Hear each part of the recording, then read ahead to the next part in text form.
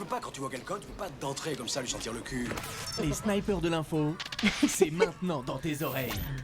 Bonjour à tous, bienvenue dans les Snipers de l'info, l'émission d'actu faite par ceux qui ne la suivent pas forcément. Comme tous les jours, nous allons parcourir l'actualité insolite de la semaine avec un invité que je vais vous présenter dans quelques instants. Juste avant, mes chroniqueurs, mes préférés, c'est mes préférés, voilà, c'est mes préférés. Les autres, ils vont tweeter, ils vont dire Non, mais on est viré. c'est surtout qu'il dit ça à chaque fois, plus personne ne le croit, mais bon.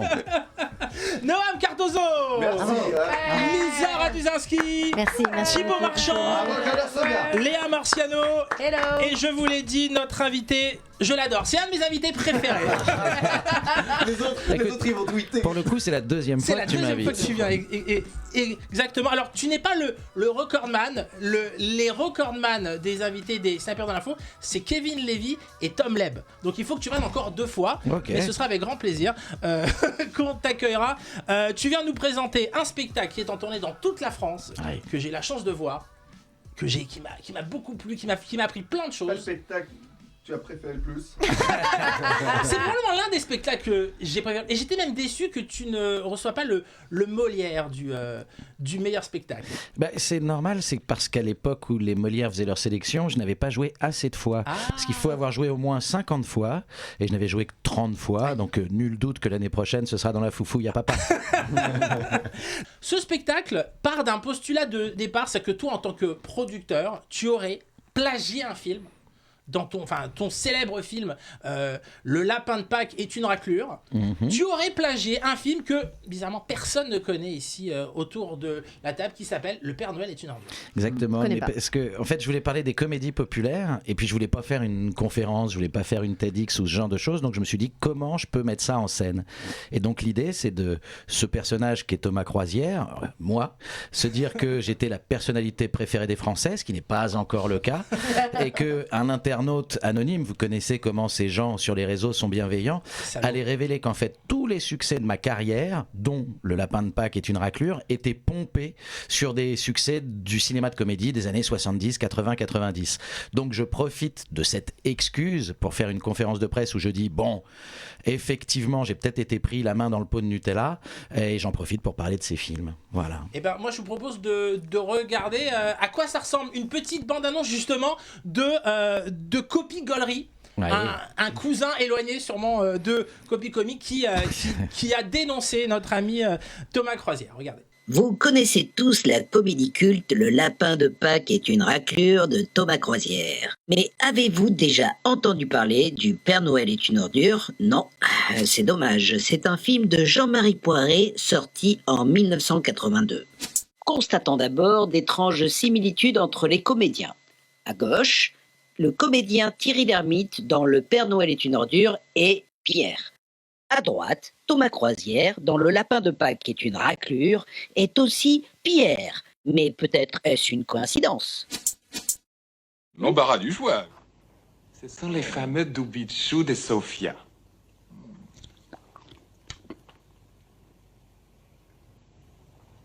Ah oui. Ah, c'est très bon. Ah oui. Ce sont les fameux doubichous des Sofia.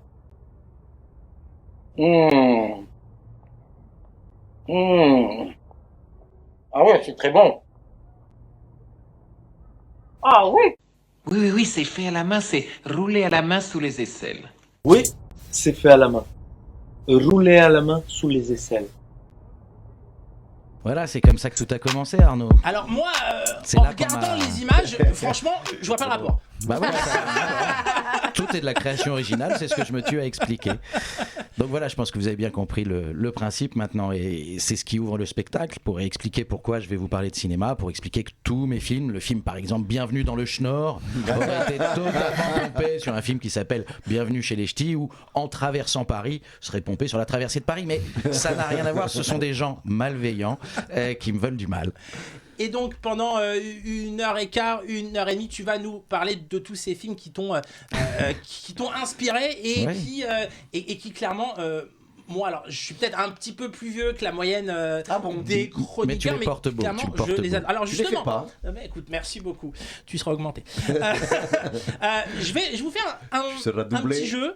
Je vais vous donner des résumés de films que je vais raconter mal et à vous de retrouver quel est ce film. Alors toi tu ne joues pas parce que Je ne que joue tu vas pas. trouver rapidement, mais tu confirmeras. C'est l'histoire d'un couple heureux qui travaille ensemble. Malheureusement, après un accident de la route, ce couple se sépare. Jusque-là. Alors, l'homme va se faire passer pour un débile pour toucher l'assurance, mais il va aussi vouloir reconquérir sa chérie alors qu'elle annonce son mariage avec un prince ou un duc. Il va même jusqu'à se déguiser en gorille dans un supermarché. Enfin, je crois. Est-ce que ça vous dit quelque chose? C'est marrant parce que ça ressemble au début de Doctor Strange. Mais non, mais Ça ressemble à- c'est Mrs. Doubtfire, non? Non, c'est pas Mrs. Doubtfire. C'est un film français. C'est un film français, oui. En Je l'ai pris. gorille. Hein? Il se déguise en gorille dans un supermarché. Non, parce que t'as mal raconté, t'as déformé des trucs ou c'est vraiment la vraie histoire? Non, c'est plus ou moins C'est la avec vraie Pierre histoire. Richard Non, c'est pas Pierre Richard, c'est avec Jean-Paul Belmondo. c'est- Le gorille. Ah, c'est. Vas-y, Oui. Thomas. C'est Dr Popol. Non, c'est pas Dr Popol, c'est l'animal. L'animal, oui. Avec, Le gorille. avec Raquel Welch. Ouais. Avec Raquel Welch. Allez, un autre. Qui nous a quittés il y a pas longtemps, Raquel Ah ouais Welch, je ah ben crois. tu vois, on J'ai a peur de donner une mauvaise information, mais je crois.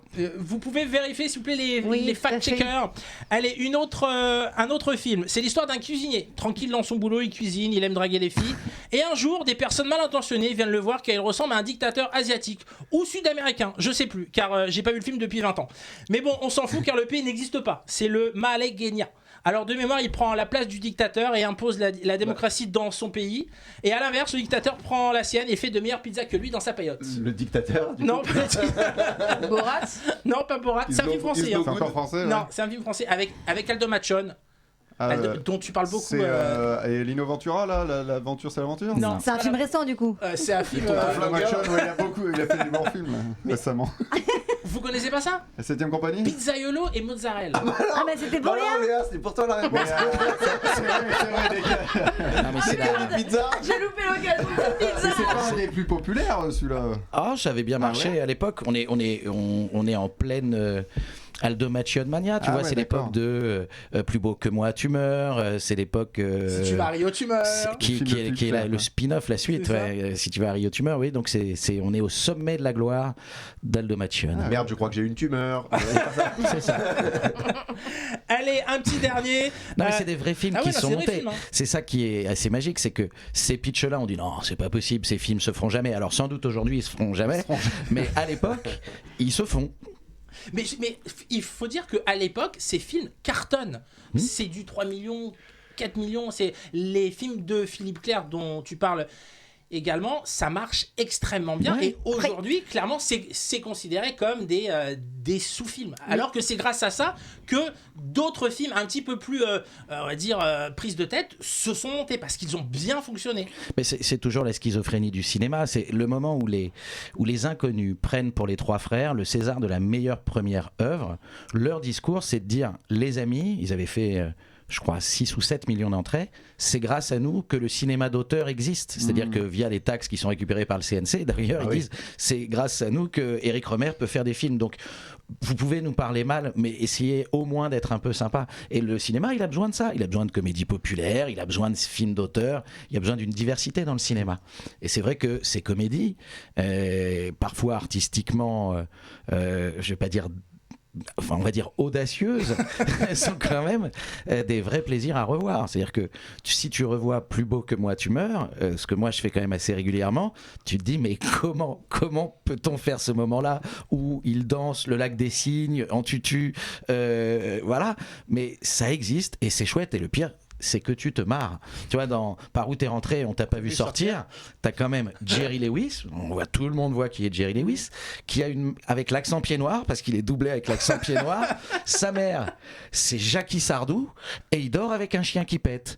Et ça, c'est dès la première minute du film. C'est-à-dire toutes les informations que tu prends en 1 minute, et tu te dis, mais ça va durer 1h44. Et bah, tu sors, t'es différent. Tu vois, c'est 1h44 de Philippe Clair, ça correspond à 10 heures de James Cameron. Tu vois, c'est en termes d'expérience ultime de cinéma. Voilà. Et juste parce que tu parles de Philippe Clair, je voulais juste vous présenter un livre qui est une bible pour moi que j'adore, qui est le livre. Ah, bien sûr. Le livre authentique mais vrai d'après Gilles Bottineau qui a travaillé avec lui pendant peut-être 5-10 ans.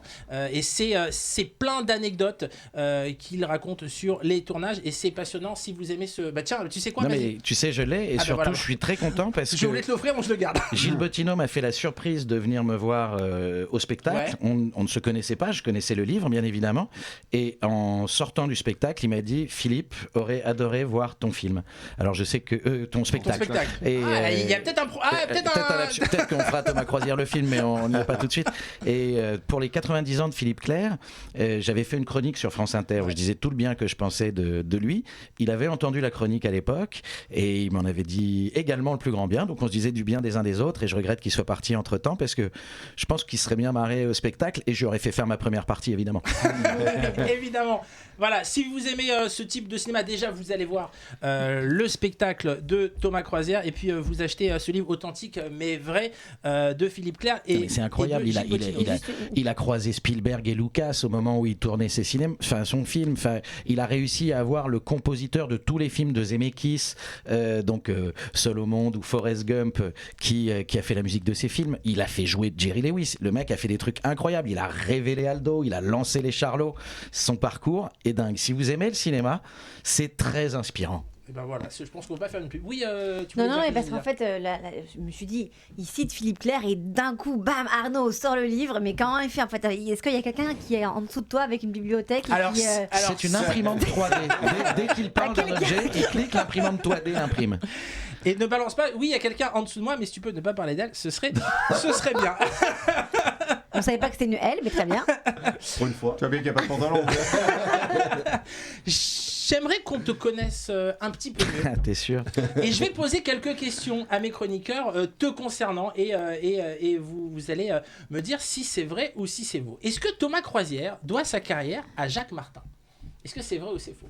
Thibaut? Je dirais vrai, allez. Tu dis vrai. Lisa?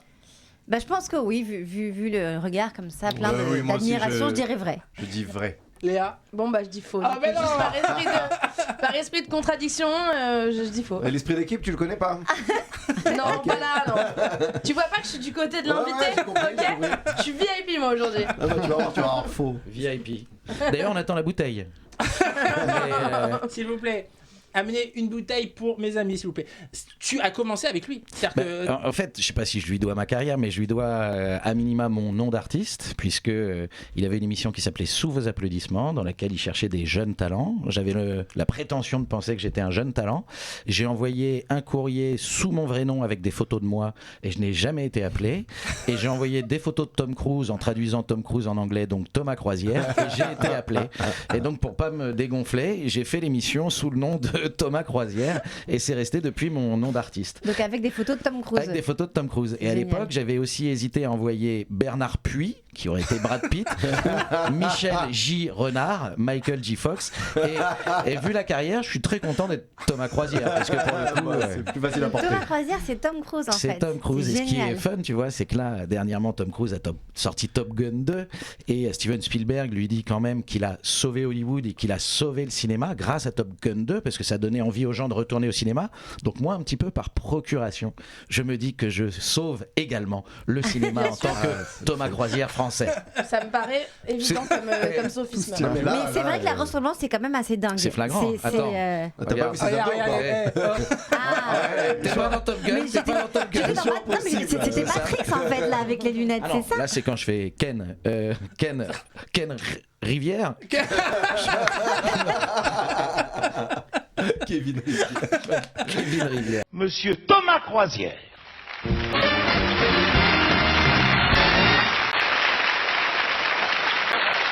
Si ça peut, bah pourquoi pas, tiens. Thomas Croisière, c'est un nom fabuleux, ça. Oui, c'est le titre d'un film, ça, Thomas Croisière. C'est votre nom? On est en préparation sur un film, d'ailleurs, qui s'appellera Thomas Croisière. Ah bon? Donc, quel âge avez-vous? 23 ans. 23 ans. Parisien? Bordelais. Bordelais, alors le voilà.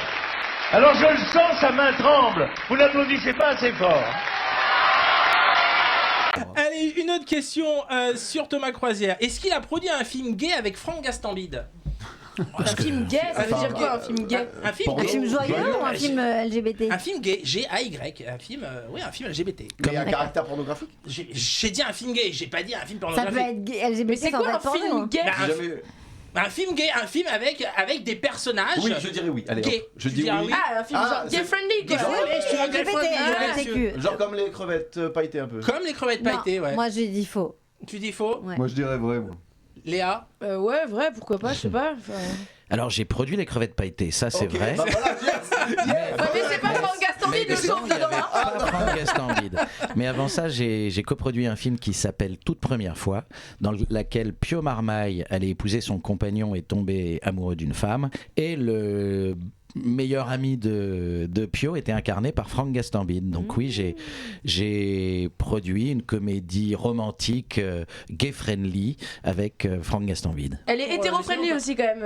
Elle est hétéro-friendly. Ouais, ouais. Elle est friendly quoi. Elle est friendly. Il se passe des choses dans ce film. C'est le producteur a pour ambition de plaire au plus grand nombre. Donc elle est tout friendly. Elle est friendly, elle est super friendly. Et elle est Prime Video friendly si vous voulez il est sur voir, Prime elle est Video là en ce moment. sur Prime Video. Super. Il savait même pas le producteur. Non mais parce que sur Prime Video, non mais parce que tu sais, il a pas encore touché les droits d'auteur. Non mais ça m'intéresse parce qu'il y a dû y avoir une vente. Et c'est moi qui le producteur, vous savez, à la base il monte l'opération, il fabrique le film, et une fois que en général tu vends des mandats, c'est pas toi qui le distribue en salle. Moi c'était Gaumont qui s'occupait de ça, et c'est pas toi qui après vend le film. Donc effectivement il est en gestion chez Gaumont qui a dû vendre les droits à Amazon Prime. Et moi c'est check ton compte là. T'as reçu un virement là. Jeff, qui c'est ce Jeff? Je vais partir tout de suite en fait, parce que ça, je vous cache pas que ça me ferait du bien. Et voilà, mais c'est un film qui est sorti en 2015, donc c'est normal qu'il ait une vie. Je crois que Blanche Gardin a gardé l'argent. Elle a stoppé le virement. Tu continues encore à produire pour le cinéma? Bien sûr. Tu produis quand? Parce que la dernière fois que tu étais venu, tu avais un projet de film avec un Gaulois et des grosses moustaches. Avec Stéphane Bern. Eh ben écoute, il est plus que jamais en écriture et en financement. D'accord. Donc là j'ai alors c'est un film avec Stéphane Bern, voilà. C'est Secret d'Histoire. C'est Secret d'Histoire au cinéma. Bah, t'es pas loin en fait. Et Stéphane Bern va jouer le rôle de Stéphane Bern. Donc tu vois, on dit qu'il y a que Nicolas Cage qui peut jouer Nicolas Cage. Chez nous, on a Stéphane Bern qui joue Stéphane Bern. Noam, il y a John Travolta qui a joué Nicolas Cage. Oui, c'est vrai. Volte-face qui est faire la chouette. voix de Stéphane Bern. Ah ouais, Allez. tu peux le poste. Oui, s'il y a un problème, si jamais il n'est pas dispo pour se doubler lui-même. Pour faire une pause synchro. En 1625, dans le royaume de France, le roi Louis XIII est marié à la sœur du roi d'Espagne, Anne d'Autriche. Extraordinaire. Attends, je ferme les yeux, j'y suis quoi. C'est magnifique. Eh ben écoute, je vais garder ton contact pour la post-production du film. Et donc là, le film est en financement, comme on dit. Donc le but du jeu, c'est de récupérer ou rassembler l'argent pour pouvoir tourner le film. Et l'objectif, ce serait de tourner à l'été 2024, car Monsieur Bern est fort occupé, ma foi. Ah oui, tu m'étonnes. Il doit sélectionner la meilleure abbaye en ce moment. Allez, on va revenir quand même, on va poser quelques questions d'actualité parce que bon, on est c'est un peu la promesse de l'émission. Voilà, mais bon, c'est vrai que quand on a un de mes invités préférés et aussi passionnant, je me focalise sur lui. Il n'y a que 3 questions sur moi, quoi. J'en ai d'autres. Ah non, j'en ai plus. Faut que tu regardes pour la prochaine. Allez, on va quand même rester dans des sujets que tu connais. Pourquoi a-t-on parlé cette semaine de Simon Beaufroid? Ah, Simon Beaufroid. Rien à voir avec Godefroy de Montmirail. C'est pas un Canadien, c'est un Anglais. Voilà, je vous aide, c'est Rien à voir avec Godefroy. Non, c'est pas un Canadien. C'est pas un Canadien, mais je parle pas d'un. Beaufroid. Est-ce que ça a rapport avec le couronnement? Il écoute pas. Oui, en donc, fait. Simon Beaufroid. Simon Beaufroid. Attends, je vais la faire. Rien à voir avec Godefroy de Montmirail. Rien à voir. Non, il est pas canadien, on dit. Pas canadien alors. Pas de lien. Non, je ne vous écoute pas. Et vous savez pourquoi? Parce que j'en peux plus de vous. Est-ce qu'il travaille dans le cinéma? Il travaille dans le cinéma, tout à fait. C'est un acteur? Ce n'est pas un acteur. C'est un cascadeur. C'est un scénariste. C'est un scénariste. Il a pas fait grève. Non, parce qu'il est en Angleterre en ce moment. Ah. Non. C'est le scénariste de The Crown. Non, pas The Crown. Ah. C'est un film qui est sorti il y a longtemps et qui arrive en série, et lui, il est créateur, showrunner et producteur exécutif de ce film. Mais quel est ce film de cette série. de ce film, mais qui devient une série. Ah, il a Donc dit. quelle est cette série? Il a dit.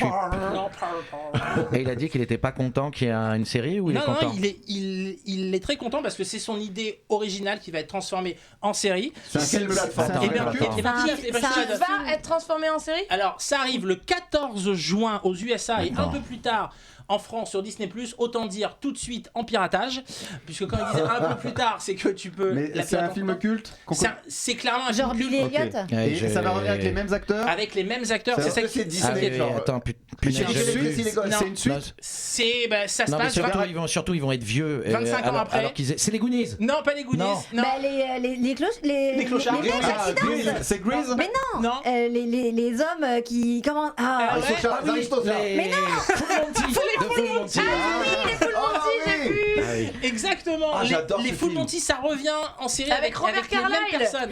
Avec les mêmes mecs 25 ans plus tard. Avec les mêmes 25 ans plus Ah ouais. tard. Ils ont pris tous un peu dans la gueule. Ils vont avoir des rôles de darons, je pense, dans la bien série. Mais effectivement, c'est le même univers. Ils Ça, on vont sait pas. sûrement passer le relais. Comme tous ces films 30 ans après, c'est toujours le même scénario. On les voit 10 minutes et puis après, c'est d'autres personnes. Mais comme salade grecque finalement. Comme Salade Grecque qui arrive dans un troisième film. Donc il est déjà en série sur Amazon. Sachez que ça arrive en film. Il y a un troisième film qui arrive. Il y a déjà eu un troisième film. Non, il y avait un deuxième film. Non, et là, il y a un troisième Mais film. de quoi tu parles là? Il y a eu trois. Ah non, pas Salade Grecque. Je confonds avec Mariage à la grecque. Je couperai au montage. Je confonds avec Nikos Aliagas. Dès qu'il y a des Grecs, c'est bon. Oui, je confonds avec Salade Grecque. Avec tomate oignon. Mariage à la grecque. Elle est une dernière question d'actualité. Rien à voir avec le film barbecue. Attends, mais Arnaud, Oui. il y a une salve de questions d'actualité, il y en a deux? Non, mais parce que tu sais, l'émission aujourd'hui, elle est condensée. D'accord. Et c'est vrai qu'aujourd'hui, j'ai des gens assez bavards et en général, dans une émission, on fait 1 à 2 questions parce que ça digresse. Et encore, tu as de la chance que Johan ne soit pas là. Parce qu'en général, quand il est là, on fait que une question et encore quand on a le temps. Allez, une petite dernière question. Au début de la production du film, le studio a demandé s'il pouvait s'agir d'un film en 2 parties. Et puis après, le studio a vu que le film et ils sont revenus nous voir en disant: pouvez-vous en faire une trilogie? De quoi est-ce qu'on parle? Du parrain? Non, pas un parrain. Le Seigneur des Anneaux. Non, pas le Seigneur des Anneaux. Un film qui sort prochainement. Alors voilà, c'est un film assez. Alors ils l'ont vu en 2, ils le veulent en 3. Le Comte de Monte Cristo? Non. Les Trois Mousquetaires? Non, pas les Trois Mousquetaires. Il y avait donc 2 films prévus et là ils vont. C'est français, monsieur? Non, c'est pas français, monsieur. C'est américain? Américain. De quoi? Modigliani avec Pierre Ninet. Pas Modigliani. C'est une adaptation d'un roman? C'est pas une adaptation d'un roman. C'est un film. C'est un truc original? Alors c'est pas un truc original. Ah ouais. C'est le 10e film d'une série. Attends, d'une série de films. Une série de films. Ils devaient finir. Fast and Furious. Fast and Furious. Ils avaient promis de s'arrêter au 10e. Et puis après, le studio a dit. Promis, putain. Le 10e, ils ont dit est-ce qu'on peut le couper en 2? Donc il y a le 10 est coupé et le en 2. 11. Et devant les résultats et des projections tests, Universal a demandé: ce serait bien que vous en faites un dernier encore. Donc il y aura 12 films. 12 films. Donc en fait, c'est pas incroyable. Non mais c'est ça, c'est complètement fou. Mais mais ça se trouve c'est bien. Mais moi je me moque, mais j'en ai vu aucun. Moi j'aime bien. Franchement, moi j'aime bien. Moi en fait les têtes d'affiche ne me donnent pas du tout envie. Du coup, je me suis pas plongée dedans. Bah non. Vin Diesel. Moi, je peux exprimer mon avis. Mais si tu aimes, je te rappelle pas, tu adores Michel Rodriguez. Enfin. Tu aimes les voitures. Tu aimes les voitures. En tant que producteur, est-ce que tu penses que c'est possible en France de faire 10, 11, 12 films d'une même série? On a l'impression que les acteurs, c'est ça. Joséphine Ange Gardien. Non, mais c'est ça, on a la télévision. Mais Non, mais ça dépend des univers que tu les gendarmes. veux porter, en fait. Tu vois, les gendarmes, effectivement. Même tu sais, les Don Camillo. Et donc, oui, c'est possible. Même les Vidas ou ce genre de choses, ça a été possible. C'était une autre époque, mais regarde, là, tu vois, En tout cas, ils ne font pas 10 bronzés, normalement. Ils ont mis 40 ans à faire le 3.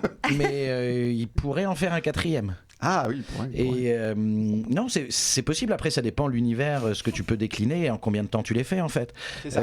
OSS, c'était prévu pour que ça dure longtemps. En fait. Ouais, mais c'est vrai que Ça là, il coûte y a C'est vrai, les James Bond, il y en a eu quand même Oui, et puis beaucoup. après, hein. les artistes ont parfois envie de passer à autre chose, c'est-à-dire pas être toujours dans la même mythologie et jouer d'autres rôles, etc. Donc il y a d'autres enjeux, mais une fois que tu as fait un univers, que tu as posé une bande, bien sûr, rien n'empêcherait que tu puisses en faire 10, 12, 15, 20 si c'est bien. Bah, les OSS, on peut changer le comédien. Oui, c'est ça. Mais la fin de Comme OSS James Bond, 3, quoi. elle est ouverte, donc Ouais, bien elle est sûr. ouverte Mais- à une suite encore. Mais même Fast and Furious est une anomalie. C'est-à-dire il y a autant, enfin il n'y a pas autant de films C'est déclinés vrai. dans d'autres franchises. Tu vois, Marvel ou DC, ils se prennent quand même le temps de changer leur personnage. Là vient de sortir les Gardiens de la Galaxie 3, ils arrêtent là et ils vont faire autre chose. Donc Fast and Furious c'est vraiment une faille spatio-temporelle dans le cinéma. Mais c'est comme Taxi, Non, il y a- il y a Taxi, il y en a Saw, combien Il y en a les 5, il n'y a pas films Saw, un Là, on est sixième sur là les petits films d'horreur aussi, là un peu déclinés de la franchise. Halloween, Effectivement. c'est vrai. Oui, mais ce Halloween. qu'il disait, c'est que avec les Fast and Furious, on est sur la même famille de personnages. Ah oui, oui, Tandis c'est que vrai. les sauts, il y a toujours des nouvelles c'est ça. victimes, etc. Quoi. Mon préféré était Saucisse. Mais...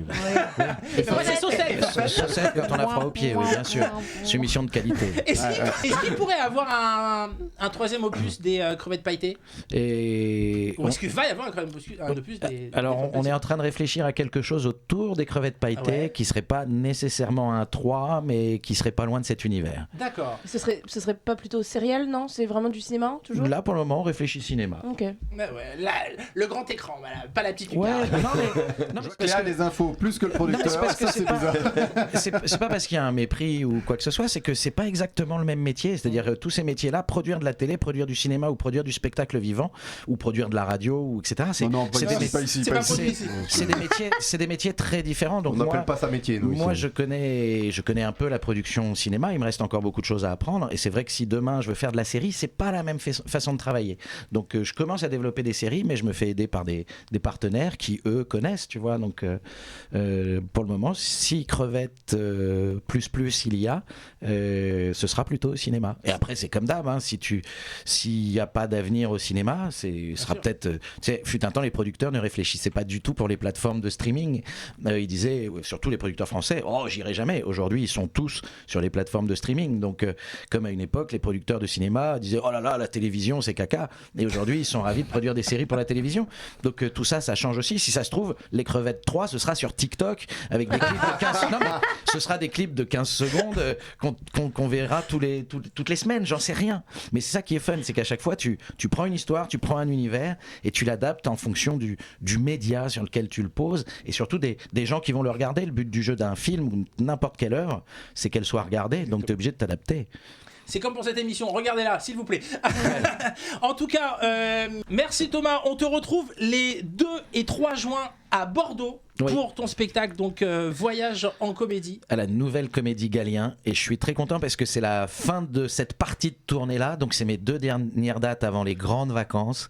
Donc, je suis très impatient de le faire. Voilà. Et bah écoute, on viendra te voir, mais en tout cas, je reviendrai te voir parce que j'ai adoré le spectacle. C'est la fin de cette émission. Merci de l'avoir suivi. Rendez-vous demain, si Dieu veut et si le patron est d'accord. En attendant, on se retrouve sur les réseaux sociaux. Salut!